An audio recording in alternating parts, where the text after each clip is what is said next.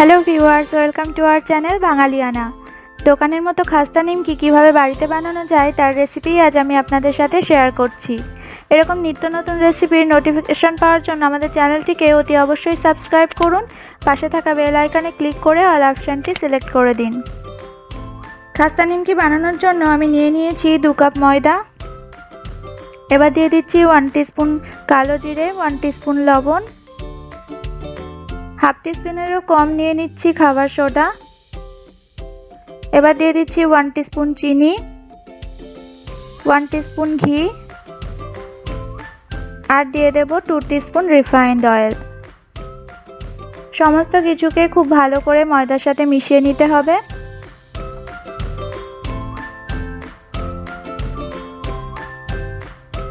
ময়দার সাথে ভালো করে মিশে গেলে এরকম মুঠো করা যাবে, তখনই বোঝা যাবে সমস্ত কিছু খুব ভালো করে ময়দার সাথে মিশে গেছে। এবার প্রয়োজন অনুযায়ী জল দিয়ে আমরা একটা ডো তৈরি করে নেব। ডোটা খুব বেশি শক্ত বা খুব বেশি নরম হবে না, মিডিয়াম রাখতে হবে ডোটা।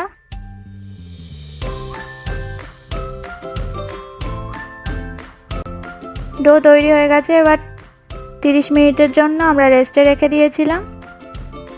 রেস্টে রাখার পর আবার কিছুক্ষণ মেখে নিতে হবে। এবার কয়েকটা বড় বড় লেচি কেটে নিচ্ছি।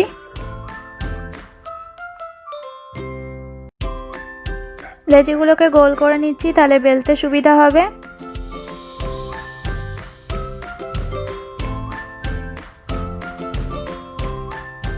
এবার যতটা সম্ভব বড় করে পাতলা করে বেলে নেব। বেলা কমপ্লিট হয়ে গেছে। এবার সামান্য রিফাইন্ড অয়েল ব্রাশ করে নিচ্ছি।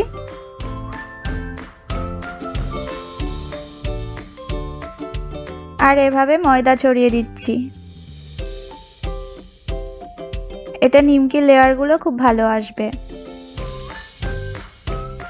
এবার আস্তে আস্তে এভাবে রোল করে নিতে হবে।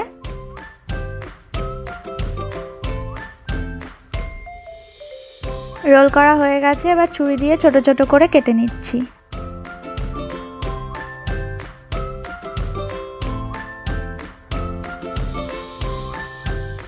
এবার এক একটা টুকরোকে এভাবে লুচির মতো বেলে নিতে হবে, খুব পাতলা করে। যতটা সম্ভব পাতলা করা যায় ততটা সম্ভব পাতলা করেই বেলতে হবে। এবার এভাবে ফোল্ড করলেই নিমকির আকারে গড়া হয়ে যাবে।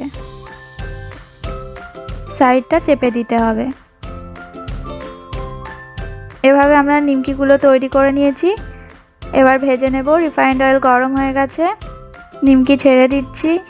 লো ফ্লেমে ভাজতে হবে, যতক্ষণ না গোল্ডেন ব্রাউন হচ্ছে ততক্ষণ পর্যন্ত ভাজতে হবে।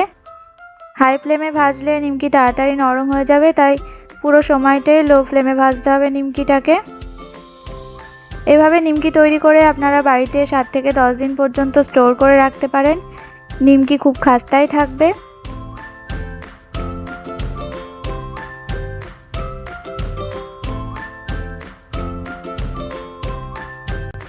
ভিডিওটি ভালো লেগে থাকলে লাইক, শেয়ার, কমেন্ট অবশ্যই করবেন। Thank you for watching.